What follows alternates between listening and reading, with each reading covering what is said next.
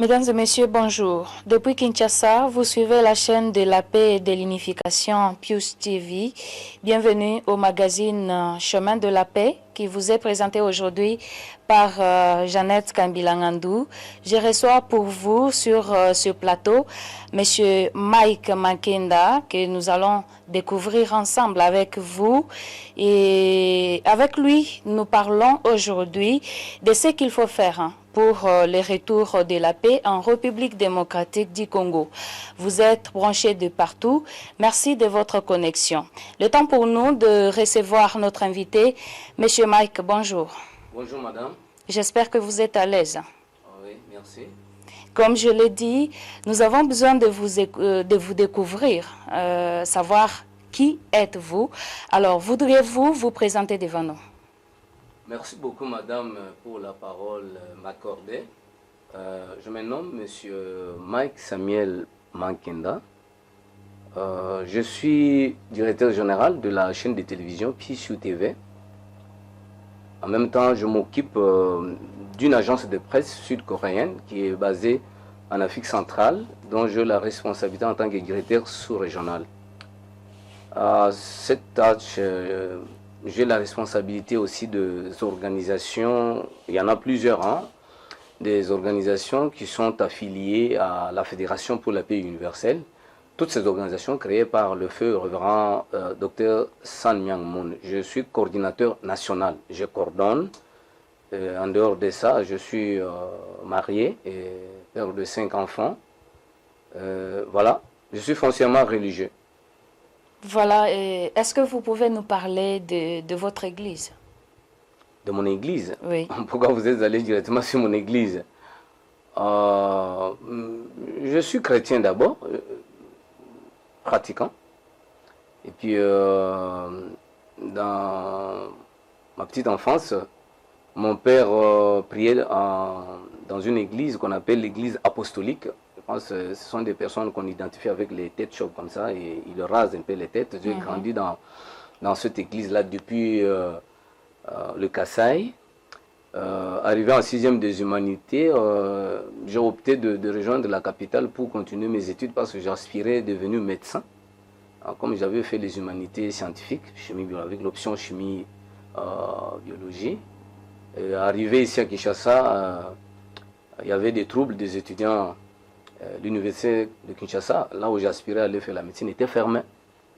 C'est comme ça, tout de suite, la famille a pris la décision de me demander de me faire caserner quelque part. C'est comme ça que je suis allé à l'université libre de Kinshasa, à l'ULK, où il n'y avait pas la médecine. Alors, je me suis dit, bon, à défaut de faire la médecine, je vais aller faire. Mais la raison d'abord qui m'a poussé d'aller à l'ULK, c'était que j'avais pris l'inscription à l'UNIKIN avant que l'université soit fermée. Mon nom est sorti en agronomie, parce que moi je voulais la médecine. Et j'ai introduit un recours pour que je puisse être réintégré. Et je me suis retrouvé en pharmacie. Alors j'ai trouvé que la pharmacie, c'est beaucoup de chimie, beaucoup de calculs. Je me suis dit non.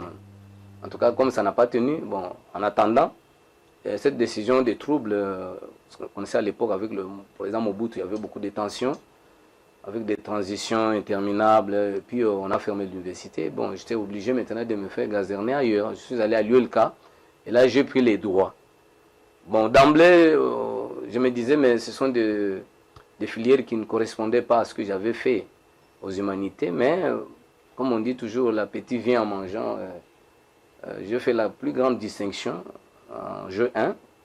Puis, même si c'était à contre-cœur, vous avez quand même fini par vous distinguer. Oui, okay. C'est dès là que... C'est à partir de cette université ULK, lorsque je quittais le premier graduat pour aller en deuxième, que je vais rencontrer des missionnaires. J'ai rencontré des missionnaires, je vois des missionnaires, parce que j'avais une curiosité un peu, que j'appelais maladive, parce que j'étais curieux à tout. Je me disais, je dois avoir une bourse pour aller étudier à l'étranger, je dois avoir des connexions. Alors j'ai vu de missionnaires japonais, coréens qui étaient sur le site. Alors pendant qu'on faisait ce qu'on appelle le blaisaille, on était une sorte d'un peu de torture de nouveaux étudiants qui arrivent. Alors moi je suis allé... Pour vous baptiser. Oui. Alors je me suis un peu désintéressé de cette activité. Je suis allé dans la salle de promo, j'ai vu qu'on avait une conférence intitulée « Les principes de la restauration ». Alors moi je priais à l'époque à l'église de Maman Olangui parce que quand je quittais mes parents, je suis venu à Kinshasa, j'étais un peu indépendant. Je suis allé au CIFMC. Vous avez fait j'ai aussi suivi votre tous les enseignements au centre Péniel avec Papa Olangui, paix à son âme, avec Maman Olangui. Et j'ai appris des choses sur les 4 maisons. J'étais emballé un peu dans ces enseignements. À l'époque on priait dans le jardin botanique. Alors avec tout ce que j'avais en tête, bon, j'ai trouvé qu'on a écrit le principe de la restauration. Je me suis dit mais principe de la restauration. Alors je suis entré dans cette salle-là, non pas parce que j'avais envie d'apprendre, mais je voulais un peu... Parce que vous étiez curieux. Curieux, pas la curiosité, mais j'étais un peu arrogant. Je voulais démontrer mes connaissances, que j'ai la maîtrise dans des versets bibliques, ce que j'avais appris chez Maman Olangui. Mais j'ai trouvé des frères et sœurs qui étaient là-bas, congolais, avec les missionnaires qui étaient très humbles. Je leur ai dit ma question, moi j'ai des questions à poser. Ils ont dit ok, pose. J'ai dit moi je vais démontrer mes questions au tableau. Je vois qu'ils allaient refuser, ils m'ont autorisé. Alors quand je suis passé au tableau, j'ai démontré, j'ai donné l'enseignement sur les 4 maisons. Je pense que les gens de CIFMC qui me suivent, ils se retrouvent. C'est un enseignement de base là-bas, les 4 maisons, j'ai démontré avec des versets bibliques. Mais je pense que les gens qui m'écoutaient, les gens de l'église de l'unification, ce qu'on appelle aujourd'hui Fédération des familles pour la paix mondiale de l'unification, ils savent. Alors, ils ont détecté en moi quelqu'un, peut-être une étoile. Ils ont dit, mais parce que j'ai parlé avec beaucoup d'aisance, j'avais maîtrisé des versets. Et quand je terminais, une sœur japonaise m'a donné un bout de papier avec l'adresse de cet endroit-là où nous sommes aujourd'hui. Mais j'ai gardé ce bout de papier pendant 1 mois. C'était dans la poche de ma veste. Vous n'avez jamais lu? Oui, mais je n'ai jamais répondu à l'invitation, mais ce bout de papier était dans la poche de ma veste. J'avais même amené ça au pressing. On a nettoyé ça, mais le bout de papier était resté collé là-bas. Je ne sais pas si c'est Dieu qui voulait. Mais entre-temps, mon beau-frère me parle de la même église, mais d'une façon péjorative, négativement. Il voulait vous décourager ou bien? Bon, je ne parlais pas de découragement parce que je ne savais pas de quoi il parlait. C'est par après, quand je suis venu ici, que j'ai comparé ce qu'il me disait, je me suis retrouvé que c'était là où il me parlait d'une façon négative. Pourtant, c'était un mouvement très salutaire. Alors, c'est pendant ce temps-là, je passe quelque part, je vois un journal intitulé Étienne Tshisekedi Wamulumba et Général Baramoto pris à l'église de Moun. Ça, c'est le journal La Cité africaine. À l'époque, les anciens connaissent ce journal. Alors, moi, je me suis fait, je dis, mais Étienne Tshisekedi, c'est un grand politicien. Ah, ça, c'est l'idée que j'avais. Comme c'est un grand politicien, Baramoto, c'est un général d'armée.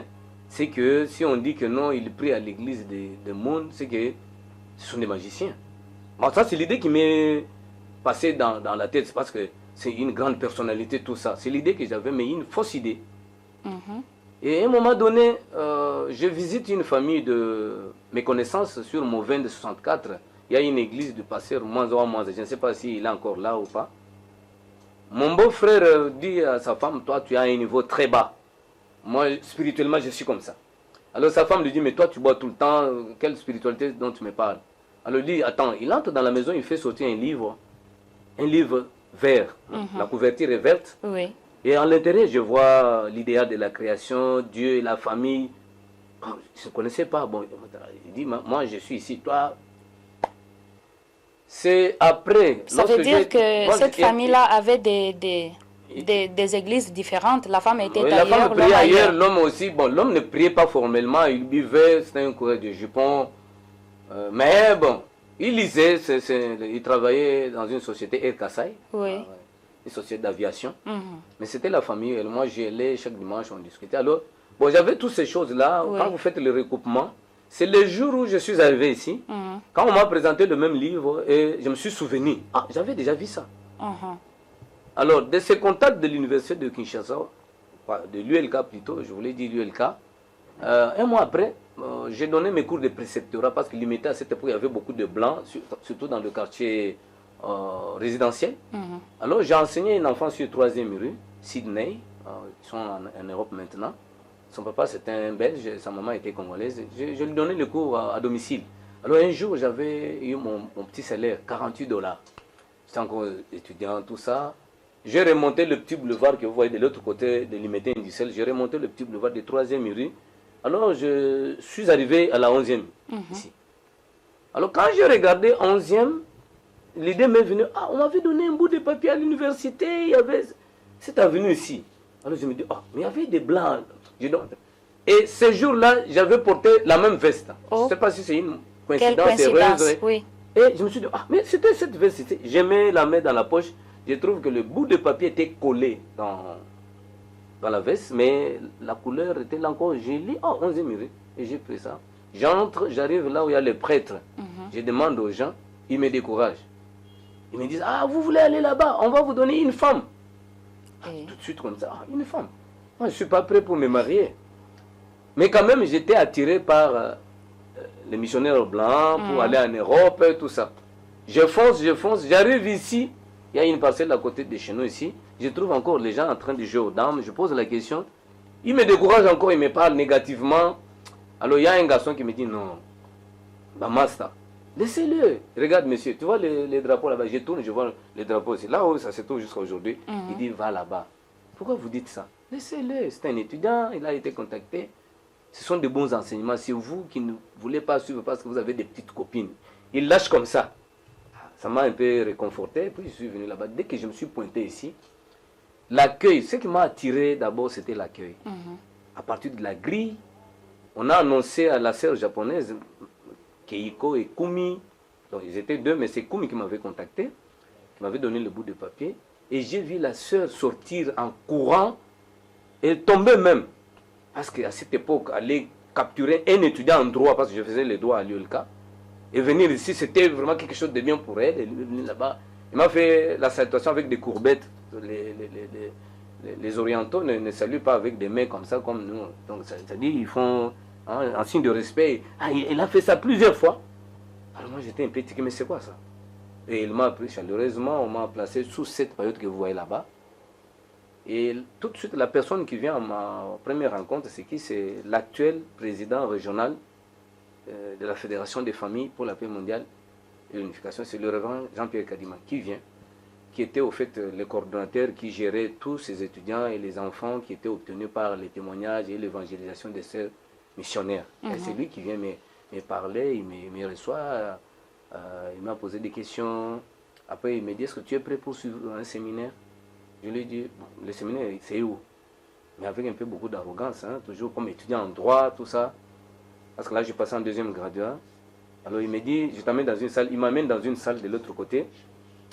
Et quand il m'amène dans la salle, je trouve l'actuel représentant légal. À l'époque, il était aussi un jeune. Oui. Et c'est lui qui donnait la conférence.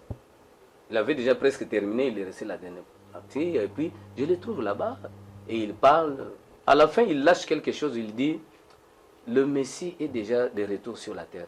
Si vous voulez savoir où il est, quand il est retourné, comment, tout ça, venez au séminaire de 7 jours. Ça m'a révolté. Je me suis même fâché là-bas. Pourquoi vous avez dit ça? Il faut retirer ça. Mais lui était très humble. On m'a dit, mon frère, venez seulement dans le séminaire. Je pense que j'ai fui la maison parce que mon beau-frère était médecin. En même temps, il était colonel dans la garde civile, ce qu'on appelle aujourd'hui la police. Pour quitter la maison, il faut trouver une raison. J'ai trompé à la maison. J'ai dit, bon, nous avons des études en groupe pour la mi-session. C'est comme ça qu'on m'a laissé.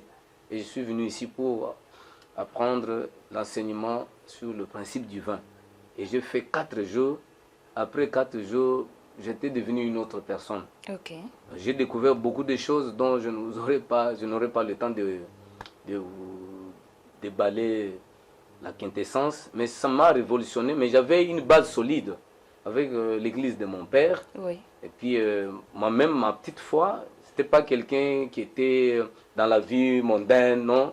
J'avais quand même une éducation qui me retenait, même quand j'étais à l'université, intelligent que j'étais, mais j'avais quand même une fibre d'éducation qui me permettait de comprendre ce qui était. Et ce qui m'a touché, c'était la déclaration dans tout l'enseignement qu'on disait, le révérend Moune n'a pas amené une nouvelle église, mais le révérend Moune a reçu une révélation venant de Dieu. Et la partie importante de cette révélation, c'était qu'il a découvert que Dieu était notre Père et que nous étions ses enfants. Franchement, ça m'a dit, bon, mais c'est ça, c'est bon.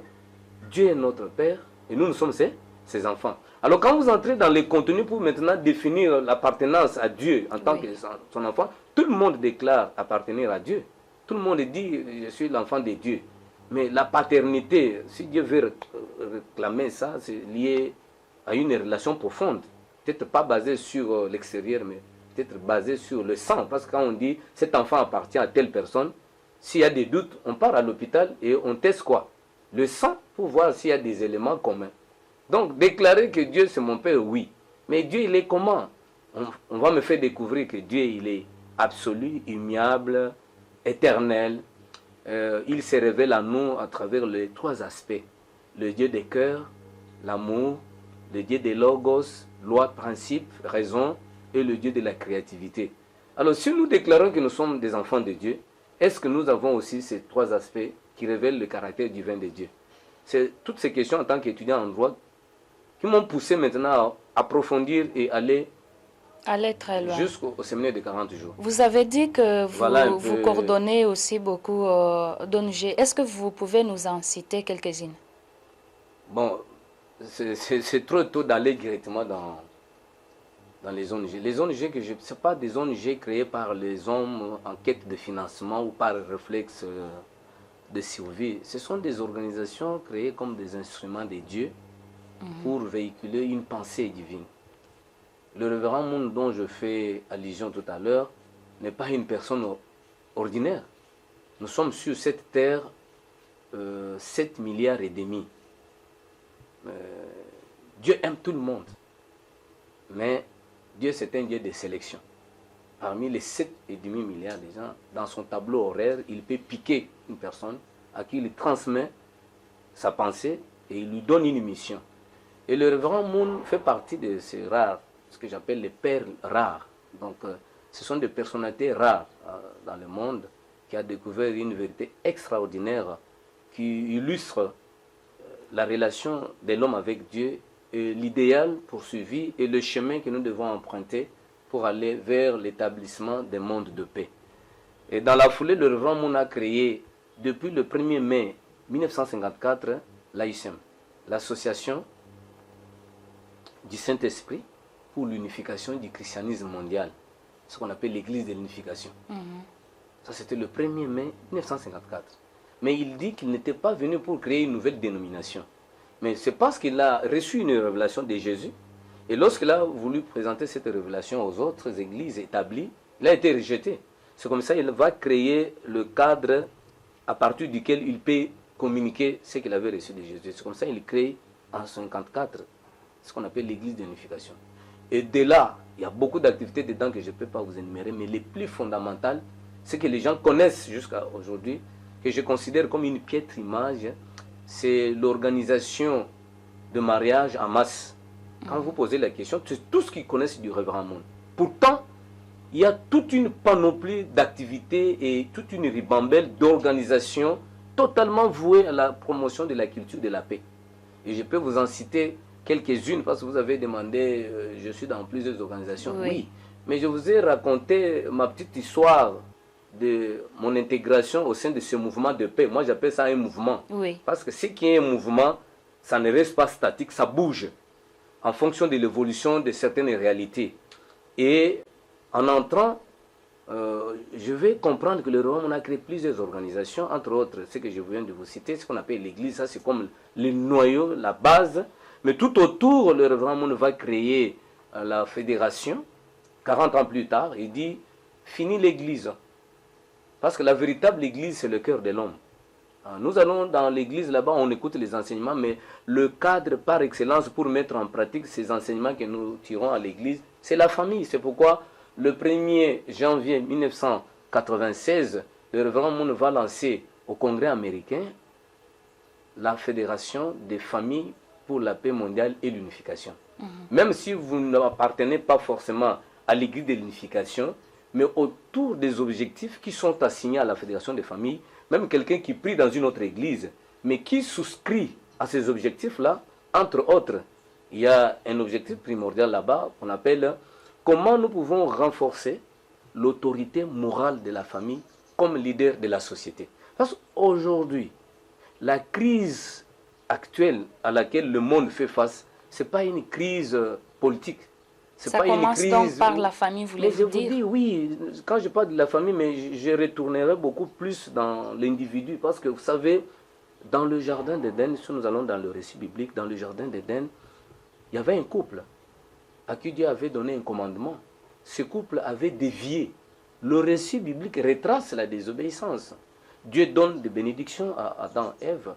Dans Genèse 1,28, soyez féconds, multipliez-vous, remplissez la terre, la sujettissez et dominez-la. Mais vous descendez dans Genèse 2,17, il y a un commandement.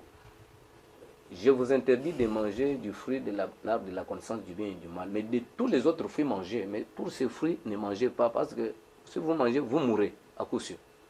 Vous descendez dans Genèse 3,4, on vous donne une illustration d'une conversation entre un être qu'on appelle un serpent, c'est pas un serpent symbolique ou littéral, qui communique avec la femme Ève et qui lui dit non, Dieu vous a menti. Si vous mangez, vous allez devenir comme lui. Et vous progressez, on montre clairement que le couple a succombé à la parole de qui? De ce fameux serpent, et ils ont consommé. Tout de suite, comme conséquence de leur acte, au lieu qu'ils ressemblent à Dieu, comme il a été dit, tout de suite, il y a une sentence qui tombe, ils sont expulsés du jardin, et toute l'histoire humaine a commencé en dehors du jardin d'Éden.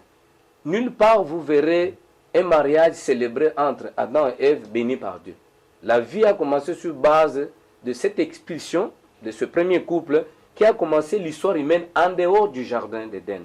Voilà pourquoi aujourd'hui, 6000 ans plus tard, dans la chrétienté, les croyants, toutes les églises, le réflexe des hommes, c'est de pouvoir retourner dans le jardin d'Éden. Et c'est illustré clairement par ceux qui lisent la Bible. Je respecte le point de vue de ceux qui ne lisent pas, parce que je crois que dans d'autres écritures saintes, comme dans le Coran, il y a la pensée divine, et dans d'autres écritures saintes. Mais dans la Bible, quand vous lisez dans Genèse, chapitre 3, verset 24, on montre clairement que Adam et Ève, avant de manger le fruit interdit, ils avaient aussi envie d'aller vers un arbre de vie.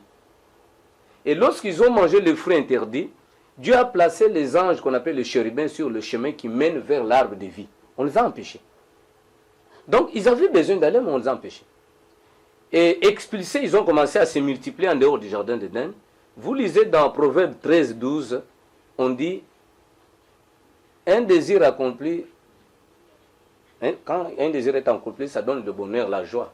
Mais si ce désir n'est pas accompli, c'est un espoir différé. Ça signifie que même les descendants d'Adam et Ève avaient aussi besoin d'aller vers l'arbre de vie. Mais ils ne sont pas allés parce qu'on montre qu'il y a un espoir différent. Vous descendez dans le dernier livre dans la Bible, il y a Genèse, Apocalypse, le dernier, Genèse c'est le premier, Apocalypse. Quand vous descendez là-bas, vous lisez Genèse 14, 22. On dit, heureux ceux qui lavent les robes, car ils auront droit à l'arbre de vie. Alors, la question que je me pose, quel est cet espoir qui est resté non atteint? Adam et Ève n'avaient pas atteint l'arbre de vie, on a placé le chérubin. Les descendants, on parle dans Proverbe 13, 12, que non, c'est un espoir différé qui rend le cœur malade, parce qu'on ne l'a pas atteint. Vous venez maintenant, nous les contemporains, on dit, si vous voulez aller vers l'arbre de vie, il faut laver quoi? Votre robe. Est-ce que l'arbre de vie, c'est quoi? La question là, je laisse aux téléspectateurs et ceux qui vont suivre cette émission, peut-être de nous contacter, on pourra développer ça. Est-ce que c'est le pouvoir? Est-ce que c'est la possession matérielle? Est-ce que c'est la perfection? Je laisse aux gens qui m'ont écouté d'apprécier si cet arbre de vie poursuivi par Adam et Ève et tous leurs descendants jusqu'à nous aujourd'hui, c'est la possession matérielle. Si vous dites possession matérielle, est-ce qu'aujourd'hui il n'y a pas de milliardaires, il n'y a pas de riches? C'est des gens qui ont des possessions matérielles, comme Donald Trump, Elon Musk, le patron d'Amazon, Mark Zuckerberg de Facebook. Est-ce qu'ils sont chrétiens, tous ces gens-là? Non, je ne parle pas de la chrétienté, je parle de la possession. Avoir ces choses-là, parce qu'aujourd'hui, Donald Trump prie. S'il a été élu, c'est parce qu'on a trouvé en lui qu'il professe la foi en Jésus. Merci beaucoup, M. Marc. Merci. Je vais terminer mon idée. C'est pour dire que si c'est la possession matérielle, mais il y a des milliardaires. Est-ce que c'est le pouvoir? Mais tout le monde a le pouvoir. Même moi, comme je suis là, j'ai le pouvoir sur mon corps. Oui. Mais est-ce que c'est la perfection? Or, quand vous allez dans la Bible, on dit nul n'est parfait. C'est ça, non? C'est que la perfection est restée quelque chose que l'homme n'a jamais atteint. Mais aujourd'hui, à travers l'enseignement du Révérend Moon, on m'a illustré de la plus belle manière le chemin, comment l'homme peut atteindre la paix, la perfection. Parce que Jésus en avait déjà fait allusion dans Matthieu 5, 48. Jésus, quand il est venu, il a dit, vous donc, soyez parfaits comme votre Père Céleste est parfait. Peut-être qu'il n'avait pas entré en détail pour maintenant expliquer comment on peut ressembler aux parents célestes, au Père Céleste. Donc je vais m'arrêter par là. Donc c'est pour vous dire que le Grand Monde a créé beaucoup d'organisations et ce qui m'a beaucoup plus touché, c'était ce que je suis en train de vous expliquer. J'ai découvert ça grâce au principe divin.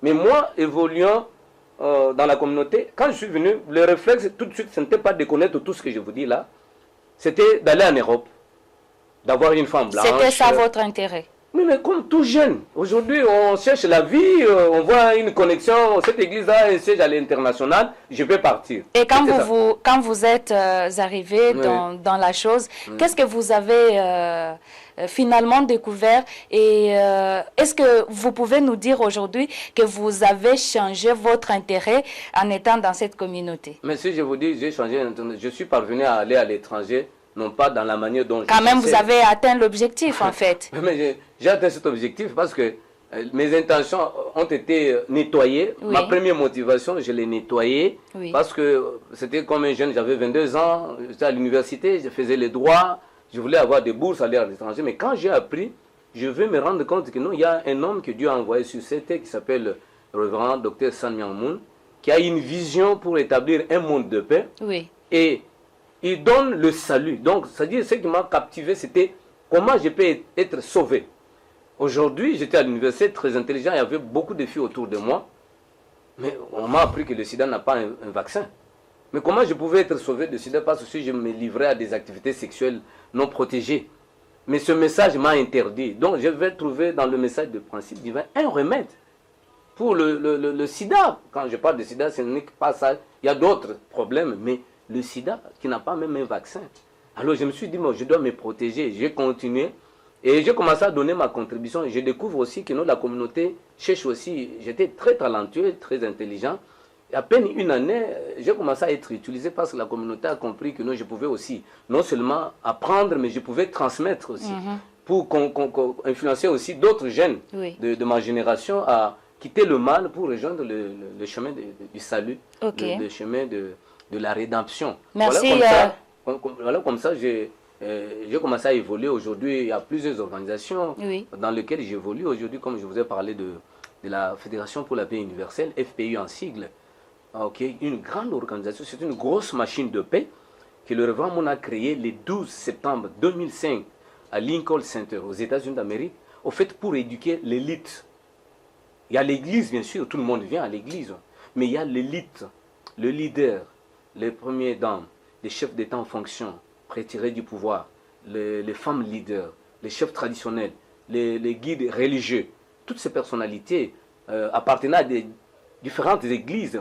Mais ces personnalités peuvent aussi être encadrées, éduquées autour des valeurs liées à la paix, l'interdépendance, la prospérité mutuelle partagée et le partage des valeurs universelles. Merci beaucoup. Et c'est le travail que nous faisons. Merci, M. Mike, pour toutes les réponses que vous avez données à nos questions. Et là, vous nous avez même déjà expliqué comment vous avez pu intégrer le mouvement de la paix. Alors, c'est quoi la vision de ces mouvements? Mais cette vision, au fait, cette vision, c'est ce que je suis en train de décliner. Toutes les organisations que le Révérend Moon a créées ont pour terminologie la paix mondiale. Pourquoi la paix? Le Révérend Moon dit ceci, qu'il se rend compte que les gens recherchent la paix pour l'avoir perdue. Avait-elle existé déjà?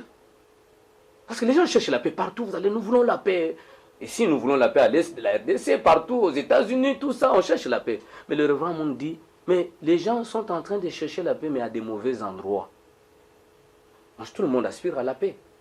Mais pour arriver à la paix, il y a un chemin. Il faut le chemin de la paix. Je crois votre Quel est ce chemin alors? Votre émission s'intitule Chemin de la paix. Alors, bien vous évidemment. entrez sur ce chemin pour aller vers la paix. Okay. Or, la paix, c'est quoi?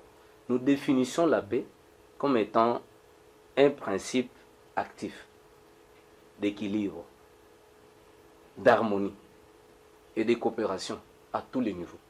Que ce soit au niveau de l'individu, de la famille, de la société, de la nation et du monde, même du cosmos. même de l'univers. C'est un principe actif d'équilibre, d'harmonie et de coopération à tous les niveaux. Je prends juste un seul concept, équilibre. La paix comme principe d'équilibre. Quand vous regardez notre société aujourd'hui, vous trouvez qu'il y a une classe comme une certaine oligarchie et une minorité riche, mais vous avez la grande majorité des pauvres. La pauvreté extrême. Est-ce qu'il y a l'équilibre? Il n'y en a pas. Quand vous mettez sur la balance, il y a combien de pauvres? Beaucoup, mais peu de gens quand même qui survivent quand même bien. Il n'y a pas la paix. Alors ça ne sert à rien même d'aller demander à un prophète, est-ce qu'il y a la paix? Non. La définition déjà a déjà expliqué que quand il n'y a pas l'équilibre, quand il y a rupture de l'interaction entre les gouvernants et les gouvernés, entre les professeurs et les étudiants, le pasteur et les membres de son église, il n'y a pas la paix. J'ai pris seulement un seul concept dans les trois qui se trouvent dans la définition. Merci beaucoup pour votre réponse, M. Mike. Je pense que nous allons, parce que l'émission ne se termine pas seulement aujourd'hui, nous allons approfondir beaucoup d'autres matières très prochainement. Mais aujourd'hui, je l'ai dit dès l'entame, nous parlons aussi du retour de la paix. En République démocratique du Congo, nul n'est censé ignorer que la partie orientale de ce pays est en proie à l'insécurité et à des violences. Chaque jour qui passe, il y a nos sœurs, nos frères qui sont en train de perdre leur vie. La question que nous avons posée dès le départ, c'est de savoir comment est-ce que la paix peut revenir en République démocratique du Congo. Comment vous répondez à cette question? Bon, de la manière dont j'ai esquissé d'abord mon cheminement individuel, aujourd'hui je peux dire que je suis un individu équilibré, même si je ne suis pas encore parfait, mais je connais quand même le chemin que je suis en train de suivre. Parce que le problème, c'est, comme le Révérend Monde disait, vous cherchez la paix, mais est-ce que vous l'aviez? Quand est-ce que vous l'aviez perdue? Et maintenant que vous la cherchez à des mauvais endroits. Elle n'existe pas là-bas. Il faut aller aux bons endroits. La problématique pour le retour de la paix dans notre pays a plusieurs facteurs. Je ne voudrais pas ici m'étailler la part des lions pour dire que c'est ce que j'ai dit ici, si on applique ça, la paix va retourner.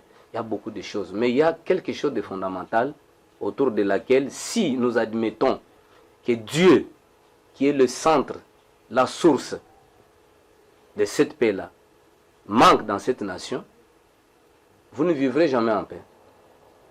Et vous allez me poser la question, mais est-ce que Dieu n'est pas ici? Nous prions beaucoup. D'ailleurs, lors de l'investiture, le président de la RDC a dit qu'il laisse la place à Dieu pour qu'il puisse gouverner la RDC. Madame la journaliste, je peux vous poser la question. Notre chef de l'État a fait cette déclaration-là, touché peut-être par le Saint-Esprit. Mais est-ce que le chef de l'État a la formule comment on fait d'une nation la nation de Dieu? Il a fait cette déclaration. Je vous dis, il a fait cette déclaration-là. Je pense bien que si moi j'avais fait cette déclaration-là au stade, ça n'aurait aucun impact. C'est ça, non? Mais pourquoi Dieu a préféré que le président de la République fasse cette déclaration? Cette parole, oui. C'est parce que Dieu a utilisé la position qu'il occupe dans la nation. La position que le chef de l'État a lui a été donnée par le peuple à travers les élections. C'est ça, non? Mais en étant dans cette position-là comme président de la République, le président a une mission à accomplir qui se diversifie par plusieurs choses, donner de l'eau, l'électricité, toute la stabilité, la sécurité. Je crois que ce sont des missions régaliennes d'un président de la République. Je pense que le chef de l'État connaît ça. Mais Dieu a utilisé sa position. Pourquoi? Parce que dans notre pays, nous sommes une nation laïque. Hein? On n'exhibe pas l'identité d'une église quelconque comme ça.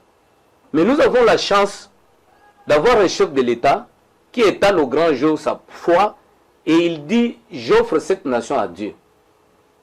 Même Moïse, lorsque Dieu lui a donné la mission, il ne lui avait pas donné la responsabilité de faire tout.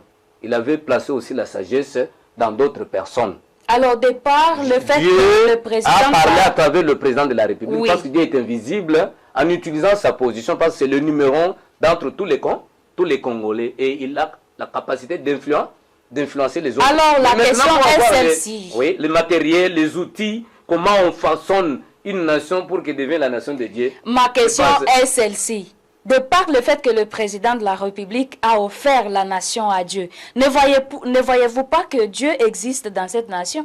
Parce que vous avez dit que... Est-ce que moi j'ai Vous dites que c'est la présence de Dieu qui procure la paix. Il faut ramener Dieu dans cette nation. Le président a Vous déclaré, pensez qu'il n'y est pas alors? Le président a déclaré quelque part, il a dit Mboke se Koufa. Les gens ont voulu interpréter ça. Ah, comment il lui peut déclarer ça? Mais quand vous regardez les indicateurs sur place, quand on parle de la nation et ce que nous vivons par moment, mais le président avait raison. Quand je dis que non, il faut retourner Dieu dans la nation, c'est parce que le Dieu que moi j'ai découvert, le Dieu que le révérend Moun m'a présenté, c'est pas un Dieu bouche-trou. C'est pas un Dieu où on l'évoque quand on a besoin de lui. Quand on est bien, il n'est pas là. Non. Le Dieu que le révérend Moun nous présente à travers cet enseignement de principe divin, le révérend Moun dit que c'est un Dieu de souffrance.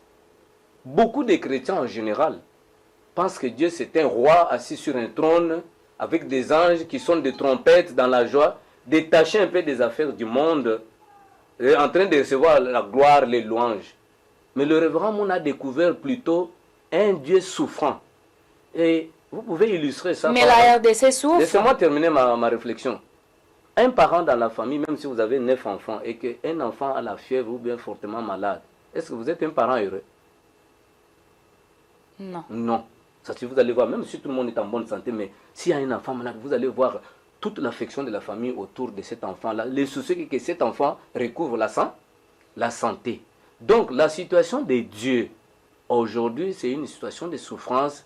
En regardant ces enfants, si je prends seulement ceux de la RDC, surtout dans la partie orientale, où il y a beaucoup de vies humaines qui sont fauchées, ces gens avaient aussi des rêves, ils avaient aussi des projets, mais ces gens sont brutalement retirés très tôt à notre affection et ils sont passés dans le monde des esprits. Ça, c'est un problème sérieux. Alors, quand je parlais qu'il faut que Dieu revienne, c'est le Dieu dont j'étais en train de vous parler ici. Dieu, on ne le veut pas qu'il soit là. Parce que quand le président a fait la déclaration de dire la RDC est devenue la nation de Dieu, il y a 2 êtres qui ont écouté cette déclaration-là avec beaucoup d'attention. Tu sais qui est qui? Vous avez la réponse? Satan et Dieu. Quand vous déclarez, vous dites la nation devient la nation de Dieu. C'est une très bonne chose. Dieu écoute. Satan aussi écoute. Écoute. Je donne un exemple. Lorsque Pierre, Jésus pose la question, tout le monde ne connaît pas qui je suis. Mais vous, vous êtes avec moi chaque jour. Qui vous pensez que je peux être? Tous les disciples ont suppité, ils ont donné des réponses. Tu es ceci. Pierre dit, tu es le Fils de Dieu qui est descendu du ciel. Cette déclaration était bonne ou mauvaise? Bonne. Est-ce que les gens avaient applaudi? D'ailleurs, Jésus lui a dit, garde ça pour toi. Garde ça pour toi-même. Pourquoi Jésus ne pouvait pas dire, ah bravo, au moins toi tu as sauvé l'équipe? Jésus était inquiet. Pierre seul, face à la multitude incrédule, il est représenté quoi? C'est pourquoi Jésus s'est consolé, ça m'a dit, Pierre garde ça. Ça signifie, si le président déclare, la nation est devenue la nation de Dieu, Dieu peut applaudir, oui bravo, le président a déclaré, oui, Dieu regarde, il est content, mais il peut dire, président Fatih Béton, garde ça pour toi-même, parce qu'il a encore un grand travail à faire auprès de ce peuple congolais pour qu'on intègre réellement Dieu dans notre imaginaire collectif. Dieu n'est pas Dieu factuel, c'est un Dieu de loi, c'est un Dieu de principe, c'est un Dieu, écoutez-moi, je parle jusqu'à la fin, c'est un Dieu de la créativité.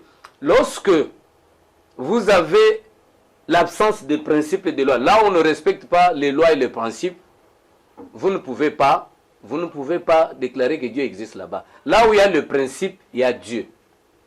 Là où il y a le principe, il y a Dieu. Là où il y a l'absence de loi et de principe, il n'y a pas Dieu. C'est pour dire, déclarer que Dieu est là, oui. Mais il faut un travail pédagogique pour éduquer la population, le peuple, à intérioriser les principes divins. Et de par tout ce que vous venez d'expliquer, je comprends que vous voulez dire aussi que ce travail-là, de faire régner Dieu dans cette nation, ne concernera pas le président seul.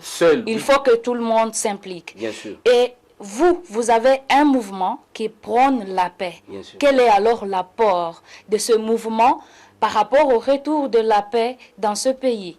L'apport, il est tellement considérable. Je peux vous illustrer en commençant par la Fédération de familles pour la paix mondiale et l'unification, où nous avons un mouvement de regroupement des familles qui viennent pour renouveler le vœu de mariage. Alors, avec ce mouvement de renouvellement des familles, on invite des couples à des séminaires, on les éduque, centrés sur l'idéal de la famille. Qu'est-ce que Dieu avait dans son plan? Pourquoi le couple avait dévié? Comment nous pouvons réintégrer le jardin d'Éden? Et ces couples reçoivent la bénédiction. Et cette bénédiction, c'est un rite sacré qui permet au couple d'être transféré dans le lignage sacré de Dieu. Même si vous étiez déjà marié, vous restez toujours mari et femme, mais vous devez renouveler le vœu de mariage. C'est une grosse activité parce que, comme je vous ai dit, la crise que nous avons dans notre pays n'est pas politique. C'est une crise de l'identité familiale. La famille étant l'unité de base de la société, si vous avez des enfants qui n'ont jamais reçu le pouvoir ou la puissance paternelle ou maternelle sur l'état du foyer, ces enfants, aujourd'hui vous déplorez les phénomènes comme Koulouna, le banditisme urbain. C'est un déficit de l'éducation, de l'encadrement au niveau de la famille. Et la Fédération des familles s'emploie à renforcer l'autorité de la famille comme leader moral de la société par beaucoup de séminaires d'éducation. C'est beaucoup d'activités que nous faisons à l'échelle planétaire, y compris en RDC. Ça, c'est la Fédération des familles. Vous avez la FPU. Quel est notre rapport? La Fédération pour la paix universelle travaille avec des ambassadeurs pour la paix qui sont recrutés dans les divers secteurs de la vie publique. Fort de leur expérience et étant à l'avant-poste de toutes les activités qu'ils font, ces personnalités sont honorées, distinguées comme des ambassadeurs pour la paix et ils sont chargés des missions de ramener la paix là où elle est quasi inexistante. Et nous travaillons avec eux sur beaucoup de programmes. Nous avons le programme de la résolution pacifique des conflits. D'ailleurs, je ne vous ai pas dit que moi-même j'ai suivi la formation en tant que spécialiste ou expert en médiation et résolution pacifique des conflits. Je suis formé sur ça. Il y a la démocratie participative, il y a la préservation de la planète, il y a le respect du droit humain. Donc il y a tout un programme et des activités que la Fédération utilise à la longueur de la journée. L'éducation électorale, on a beaucoup de choses qu'on ne pourra pas étaler ici. Donc l'apport, il est tellement considérable, c'est pourquoi nous déclarons que nous sommes disponibles pour apporter notre contribution à l'édification d'une nation ou d'une société idéale, prospère, société tranquille, en paix. Merci, merci beaucoup. Merci beaucoup, Monsieur Mike. Le temps nous fait défaut, nous devons chuter. Pour terminer, je voudrais qu'on parle juste un petit rien. Vous avez dit dans votre présentation que vous êtes directeur général de la chaîne télévision de la paix, sur laquelle nous sommes d'ailleurs en train de produire cette émission aujourd'hui ou ces magazines aujourd'hui. Alors, cette chaîne totalise ce 13 mars 2 ans au service de la communauté. Parlez-nous un peu du début de cette chaîne. Comment ça a commencé? D'ailleurs, je voudrais déjà vous dire que non, vous avez posé la question sur l'apport. Le fait que la Fédération des familles ait pris l'option de lancer des activités télévisuelles depuis le 13 mars 2023, oui, c'est un apport considérable parce que cette chaîne s'intitule Peace UTV. Peace comme la paix en anglais, U comme universel ou unification et télévision. Et qu'est-ce que nous diffusons là-bas? Vous regardez grandement, ce sont des documentaires, des activités de paix déployées à l'échelle planétaire par le fondateur. Et dans toutes les nations, on monte ces activités-là pour montrer que la dynamique de la paix n'est pas seulement un problème RD congolais, c'est un besoin partout. Et tout le monde cherche, il y a des efforts que la Fédération pour la paix universelle, ensemble avec les autres organisations, la Fédération des femmes, que je n'ai pas citée parce que nous sommes au mois de mars, et sur ce plateau, je salue la présence féminine. Je dédie d'ailleurs cette intervention ici, je la dédie à toute la diversité féminine. Merci beaucoup. Je crois que, étant donné que la femme, c'est une faiseuse de paix, le fait que la nature lui a donné le devoir sublime de porter en gestation pendant 9 mois, une grossesse, attendre une grossesse pour donner un enfant, je crois que si nous voulons aussi établir un monde de paix, les rôles prépondérants que la femme va jouer est vraiment sollicité parce qu'elle a beaucoup de vertus pacificatrices, la femme. Et je rends vraiment hommage à Madame Moon, que nous appelons la Sainte Mère. Parce qu'aujourd'hui, il y a Sainte Anorite, il y a beaucoup de saints et de saintes. Mais ici, Madame Moon, il dit qu'il faut avoir des saints vivants. Ce n'est pas des saints, on vous a tué parce que tu as refusé de faire ça, tu es devenu martyr comme la sœur Ningapet Anorite, paix à son âme. Mais aujourd'hui, nous n'avons pas besoin des saints morts. Nous avons besoin des saints vivants. Comme Madame Agda Anmoun, 82 ans d'âge aujourd'hui, elle est appelée la Sainte Mère. Le chef d'État en Afrique l'appelle Mère de la paix. Moi, je l'appelle l'impératrice du royaume de paix. Donc, toutes ces qualifications, tous ces qualificatifs, ça illustre son investissement, le flambeau qu'elle a repris après la disparition de son défunt mari, qui nous a quittés le 3 septembre l'an 2012. Aujourd'hui, ça fait pratiquement 13 ans. Donc, je rends hommage à cette grande dame et à toutes les femmes éparpillées à travers le monde entier qui constituent une branche porteuse d'espoir sur laquelle devrait se greffer toute l'identité plurielle congolaise. Donc la chaîne de télévision Pissou TV qui a été lancée, c'est dans cet objectif d'éduquer la population à la culture de la paix. Regardez, nous avons combien de chaînes ici? Nous avons plus de 280 chaînes. Qu'est-ce qu'on diffuse à la longueur de la journée sur toutes ces chaînes-là? Il faut éduquer. Les médias, c'est un instrument pour véhiculer la paix. Mais dans les chaînes, c'est les invectives, les injures, les colibés, les attaques. Et le révérend Moon a créé l'Association internationale des médias pour la paix pour au fait prendre la responsabilité de former, d'éduquer les professionnels des médias comme des vecteurs de cette éclosion de la société plus idéale, plus équilibrée, plus pacifique. Voilà, merci beaucoup, Monsieur Mike Makenda, de nous avoir donné la clarté sur la chaîne et tout ce que vous avez pu partager avec nous sur ce plateau. Nous vous disons merci. Nous remercions également l'équipe technique. Mesdames et messieurs, c'est par ici que nous mettons terme à ce magazine Chemin de la Paix. Oui, vous n'avez pas, j'ai amené la vidéo de 6 minutes qui doit être illustrée. Faute de temps, elle sera diffusée juste après notre magazine. J'avais voulu bien le dire, mais voilà que le temps nous a fait défaut. Cet élément sur les activités de la paix qui se sont déroulées en 2003 en Corée 2023. En 2023, ok. Oui, ça sera donc diffusé juste après ce magazine que nous avons réalisé. Alors nous disons merci à tous les téléspectateurs. Merci également à l'équipe technique. Merci à Daniela Krilou et Bertina Kai qui nous ont assistés sur ces plateaux. Moi, je m'appelle Jeannette Kambilangandou. Restez avec nous parce que dans les jours prochains, vous aurez un autre numéro de ce magazine Chemin de la Paix.